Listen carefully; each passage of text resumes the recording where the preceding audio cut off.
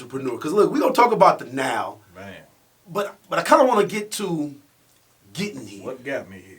Cause we up to this point, you know what I mean? Cause you know what I mean. How do you know, bro? Man, 37. Okay, so look, at 37, you know what I mean. I can say from appearances, you look like a young man that has pretty much a lot of it together. Good head on your shoulders. You done beat a lot of statistics. Let's talk about beating that statistic, bro. Like, I mean, the hood legend part is, I mean, where you? I know, I already don't know. I mean, you from the hood, but Yeah, the thing is, man, I grew up just like a lot of people grew up, man, in the inner city, urban area, and plagued by violence and gang banging and drugs. I fall under the same category as anybody else. Growing up, I grew up just like any other kid, flipping on dirty mattresses in the field, right. playing hide and go seek and whatever. yeah. And looking up to my cousins who was into different things that I didn't know nothing about. I grew up in a household where there was abuse in the household. I seen a lot.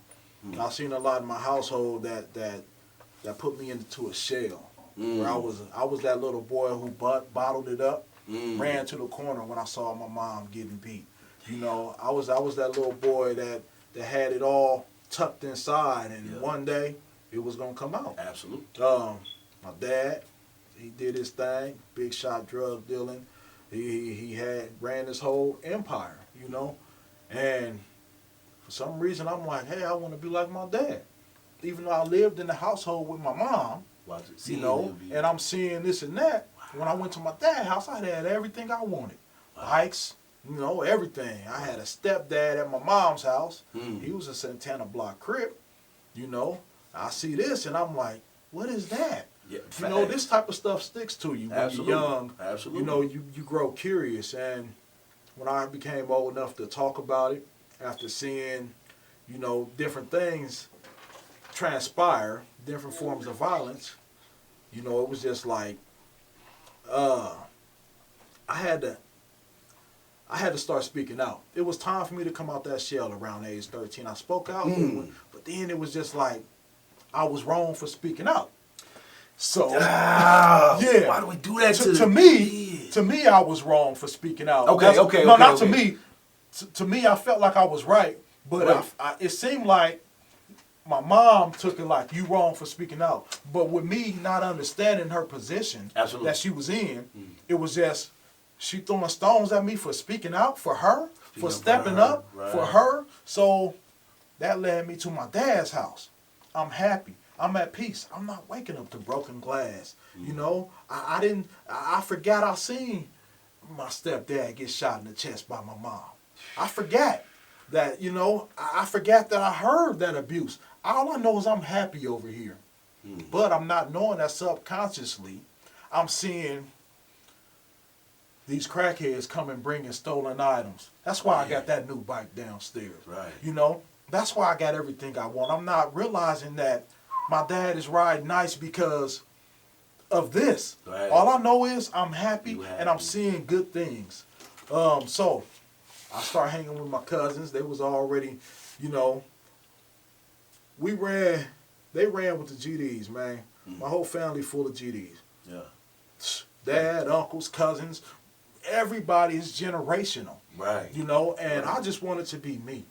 I just wanted a piece of happiness and a piece of love that I never felt before. Wow. So I started eventually doing the bad things, and I started to engage in all these negative activities.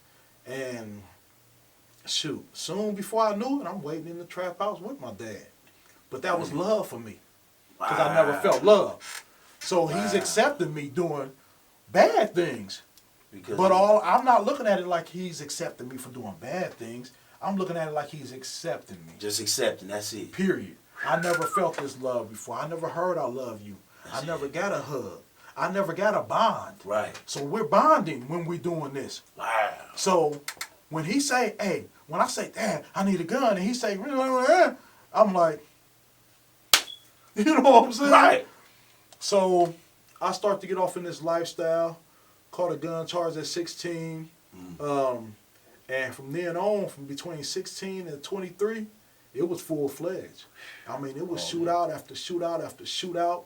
It was, we beefing with Chrome and them, Chrome and them, Chrome and them. I became the forefront guy because I'm like, I didn't have nothing to lose.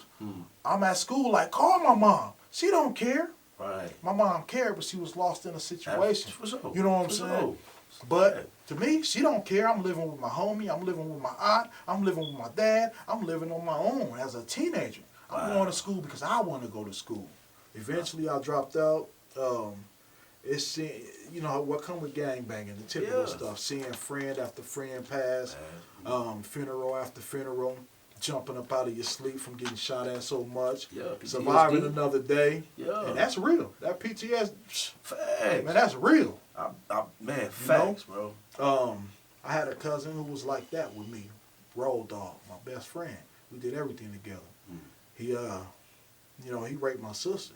Damn. That was a turning point for me where it was like, I had him around. I was 18 at this time, and I was actually on house arrest back at my mom's house because she was my guardian, you know what I mean? So I had to do house arrest there. This is my 3rd time on house arrest as a teenager. He would take me to school in the morning, and it was just, it was bad because that tore my trust up for any man. But it didn't just tear my trust up for any man. It made me go harder gangbanging. For some reason, it just pushed me over the edge. You know what I'm saying? Like, I'm real mad. I'm angry at the world. My mom, me and her not getting along. You know, my dad doing his thing. I love him, but he doing his thing. I'm out here. I'm just out here. So I was bringing it to people real hard. Right. You know what I'm saying? And just as hard as they was bringing me, it was a situation where you can get it however you want it. Because I don't care about life right now. I don't want to live. Like, I used to rap. I used to spit something. I'm going to spit something real quick. Come on, man. This is exactly how I was feeling. You know, you a rapper. Yeah. You know, so in the middle of the day, when you going through something, you grab that notebook and write it down. Yeah. I'm trying to keep a job through all this. I try to maintain a job. I worked at IHOP on 72nd. I worked at Arby's at the mall. I worked at a lot of different places trying to maintain, hey, I want to be a normal teenager. And battling, hey, I'm thugging. You know what I'm saying? And then what makes it so bad is I'm not even doing the things the right way. The organization I'm part of, we wasn't even supposed to be doing this renegade gang banging stuff. You know what I'm saying? But we're supposed to be doing some positive stuff. So I'm like, I'm doing all this, I'm doing all that. So it wasn't until I was 23, I caught a robbery charge. My cousin snitched on me. Caught a robbery charge, went down. You know, he was already on the run for something. He the one was on the camera like this. You know? God, Crime Stoppers like that, but he implemented me in on it, and I knew I had to get my life together.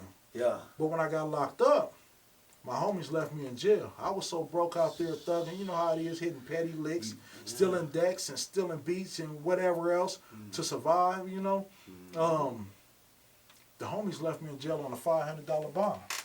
God, dog. So it gave me time to think. Because one thing about the streets, man, is when you in the streets and you live in that lifestyle, it's like you don't take the time to sit down and let your brain get you, because you don't want your conscience to mess with you, for one. You know, you just waking up to the homies, you waking up to a chick, you ending your night to a chick or kicking it with the homies and doing whatever. You never give your brain time to sit down and just process your life. So then you lost in the middle of living this lifestyle and you ain't even thinking about it. That's why people look at people like, you don't get it? You doing dumb shit every day. You wasting your life. No, I don't get it. Because I don't give myself time enough to even think that I'm fucking my life up. Because I'm gangbanging. That's all I'm worried about is what I see in front of me. I'm not worried about my conscience and my brain and that other person on my shoulder. You know? So when I got locked up, it gave me time to sit down. It forced me to shut the hell up. And pay attention to what I've been doing, where I'm going. And I said, wow. And especially when your friends, that you will put your life on the line for, that you love, that you wake up to, you see every day, you would jump up out your sleep for, and put your life on the line. When they leave you in jail for $500 and they ain't answering the phone and all that, you like, yeah, I need to change some things. Mm-hmm. Yeah, I need to change some things. Yes, sir. Yes, sir. So I knew when I got out, I had to, I had to get it together before I went back in front of that judge. Right. So I need to get in these GED classes. I need to get some positive stuff going. I need to get a job. And most importantly, I need to quit fucking with the homies because they left me in jail on a $500 bond. So that forced me to fly solo. That's when I started to become a man. That's when I realized I don't have to pick up that phone. That video you showed, it said, you know, a lot of stuff happened because people call people. Yeah. All right? Well, I no longer was calling people. Facts. When I seen the enemy, I'm stepping to him like, hey, man, your homie shot at us last week. What's up, nigga? Hey, that ain't got nothing to do with me. Fact. I ain't been fucking with them niggas. That's on them. There it is. You know what I mean? I still get into a fight. I still get jumped. But I stand alone. Facts. When my enemies start to see me stand alone, they ain't seeing me with them, I'm telling them, look, I ain't fooling with them. I'm doing my own thing. I don't care. Right. Eventually, your beef slow down. You know what I'm saying? Niggas start seeing you They really start out saying, yeah, I'm not worried about that no more. Yeah. Because a lot of it be child's play, man. Everybody on the same level of childishness. And it take one person to step outside that box and become a man. You know what I'm saying? Right. And when you become a man, your homie's going to do the same thing. Come on. So it just takes one to affect change. I could talk about that all day. I don't know how much time we got. We got all the time, you know man. I'm serious, bro. Hey, I don't ever put time limit on this type of stuff, bro. The time is limited just on how long you got. Yeah, because really? I like to tell my story thoroughly. Absolutely. If I'm gonna talk about me, I don't want nobody else to talk about me. We locked in with Key. We ain't gonna let nobody tell the story. If I'm like talking about me, then I got to tell it right, man. Absolutely. You know, so I talked about my childhood, things I've been through, and that ain't even a half. You know, stuff I've seen that caused trauma for me, caused me to have hate inside of me. Because when you a little kid and you see violence, you're introduced to violence at a young age. Because that's not natural. Bro. You're going to grow up. Yeah. It's about if you give your child love and they don't see no violence ever, then that kid going to grow up and express love. If this kid is being, those are the programming years as you're a child and you're growing up. Yeah. You know? So I was programmed. Wow. Violently programmed. I was violently programmed. You know, that's a phrase right there. You hear that? Violently programmed. Damn. Don't put that on the shirt, man. I might have to. Yeah, real bad. Straight up. Let me know. I need one of them. Violently programmed. Wow. So anyways, yeah. So when you violently programmed, you get older, man, it's like, it's in you. Mm-hmm. So I didn't know how to release that. Mm-hmm. So I ended up doing what I was doing. Everybody that I fucked up, did anything bad to, that wasn't even, they may think that it was the situation that occurred, whether we getting into it behind some hood shit or whatever, but that was more than that. They got the wrath of what my mom did. They got the wrath of what I seen. Right. They got the wrath of what I've been bottling up. You know what I'm saying? So, yeah. Where, because you said you got locked up at 23. What they hit you with? Because you got a robbery. You know what I'm saying? Well, you get a robbery charge? This is going to be real interesting, man. Okay, talk to me. I ended up beating it. You know how when they got the person they want, they don't too much care about the other everybody person. else. You know what I'm saying? Absolutely. They don't too much care about you. You know, I was just driving the damn car. You know what I mean? Right. Like, so it is. Yeah, I got locked up, man, and that gave me a new outlook on life. Yeah. That gave me a new outlook on life about all the things that I've been doing. And when I got out on bond, I finally made bond. It was an interesting story about how I made bond. And I don't too much want to touch on it, but there was a guy that came from out of town, and he wanted to run the organization that I'm part of. Okay. Understand. He wanted to run it, and I was more on the renegade side of things. And I had this dude that was on that got up under him. Yeah. Then I had a cousin who said, "Hey, dude, so-and-so said that he got $100 on your bond right now. Oh, I heard about him. I don't know him yet. Call him.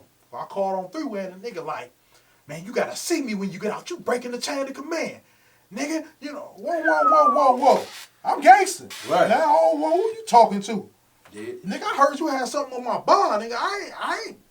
That's all. That's the only reason I'm on the phone with you. But you can't see me when you get out. When I get out, you know. Yeah, absolutely. I got out, and one of the guys that was underneath him, he was actually the one who handled the big business for him. Yeah. Who was supposed to handle me for getting out of line. He was my homie, but he was more structured. He wasn't on the renegade side of things, and he ended up putting 100 towards my bond. And when I got out, he the one took me to go see about dude. And I trusted him though. And we talked about it. He said, man, you know, I ain't gonna let nothing happen to you. I'm gonna be the one to do it if I have to, you know. I went and I met up with dude. Dude said, you know, spit what you need to spit to me. I said, I don't need to address nothing to you. I don't know you. You know what I'm saying? Right. He like, I respect that, whatever, you know. And from then on, man, I did a little work for him. Paid him. I went on about my life. You know what I'm saying? I didn't fool with him. But I fooled with the guy who put that $100 up. That was my guy, you know what I mean? And from then on, me and him created a bond. Nice. That was a situation where he was supposed to kill me. You know? He was supposed to kill me for breaking the chain of command. On the flip side of things, me and him sat down. And he said, I'm tired of this. I'm tired of living like this. And I said, man, me too, man. Homies left me in jail on a $500 bond, and he was just tired. And we said we should start our own thing. We started our own thing. We both had brains. We just was living a stupid lifestyle. Right. Lost in it's a mess. I've always been smart. Yeah. You know, I always was conscious. You know, I wasn't smoked out. I never smoked, never drank. I was always aware, alert. I saved my homies' lives a million times because I didn't smoke or drink, and they was gone. Right. And I was, y'all don't see them niggas over there? Right. You know. Being aware. So we start to study different things. Why we do certain things a certain way. Black history, everything. And you know, with knowledge, man, it comes growth. Yeah, absolutely. You grow mentally. I never had sat down and allowed myself to grow. So when I allowed myself to grow, we started to bring other people in. And we start to teach other people. Before we knew it, we got a whole organization called the Found Period. We called it the Found Period. It's a state of, it was more than just meetings. It was a state of consciousness. You're no longer lost. You're found. You know what I'm saying? Got you. It was like, it got big. Soon we was squashing beef between Bloods and Crips. Soon we had Ben Gray and Ernie Chambers at our meetings. They was beefing with each other. What was this? This was in 2008. This was 2008. We started really building something. You know what I'm saying? And we was like, wow, we didn't expect it to grow like that. We was real militant, raw. You getting patted down at the door before you come to our meetings. Yeah. Everything. And man, it just grew. Until one day, you know, Ben Gray said, you guys are what we need. Guys from the street that can help the street. You know, we're trying to start a gang intervention group. And I'm like, man, we ain't on that. We more revolutionary. Sure. We was like the Panthers. We was doing little food things. We was squashing beefs at the school basketball games. Everything. So y'all was doing the real work. We was really y'all was doing putting in the the work that had to be done. The groundwork. Man, we was putting our work in, man. Man, that's dope. And once I got a taste of how it felt to do something different, because it's obvious from what I'm telling you, you see where it's going together. I just wanted to be part of something. Absolutely. Whether it was the street stuff or that stuff, this gave me an alternative to where I was able to pull away from the streets. But when I pulled away, I started to chop it up with everybody me and my homies was beefing with. And I squashed the beef not only for me, but for all my homies. And I was able to come to them and tell them, hey, don't shoot at them no more. It's cool with them. Right. And then my homies, you know, when you don't trust nobody when you gangbang. Of course. My homies was like, dang, they ain't shoot at us? Chrome must be right. It is squash. That's when I put myself in a general position. Absolutely. And didn't realize what I was doing, but I was just doing it because I was just being solid. Nice. You know what I mean? I'm not going to just squash my beef and leave my homies to get shot at. Even though I ain't fooling with y'all, y'all left me in jail to rock. That speaks volumes about your character, bro. To say that I'm still concerned about my people, that are people that I mesh with, even after they made me feel a certain type of way. Man, that speaks volumes about you, your character, and what you, like how you decided to make yourself. The way you speak, it just reminds me of how we talked about before when we hear about manifesting or creating your own reality. That you are responsible for your world and how you view it and the things that are around you. Like bringing, I love you talk about this positive energy flow that's happening, or that especially that was happening during those times. Like that's dope to affect change that becomes generational. Because I'm sure there are kids from 2008 that are now in their teens, older, that was like, hold on, no, I remember this. I remember when Chrome was doing that. Made me stop doing this or pull back from. Have you had any of those yet? You had anybody like run up on you like, man, Chrome, man? 1,000 of them. Come on, man. I made a difference in a lot of lives, man. That's dope, man. Now, what is that? How does that feel? Like, what is that? What is that? Is that the reassurance of like, yes, I'm doing something to affect change? Yeah, it is, because what I was doing, it led into a lot of different things. And I started to reach a lot of different people. Mm-hmm. So with that positivity came to me, I started to spread it. Yeah. Because one thing, when you feel how I feel to be praised, when you coming from a life of hate, you feel love, and you coming from a life of hate, it's like, you want to keep that feeling going. Yeah. So I started doing positive things, man. You became addicted to positivity. Addicted to positivity. That's dope. It was crazy. But it's just like you can become addicted to hate. Yeah. You can become addicted to positivity too. To that love, you know, and I was introduced to it finally in my life. I found something that I love just as much as it loved me. It loved you, right? You know what I'm saying? And I was able to spread it.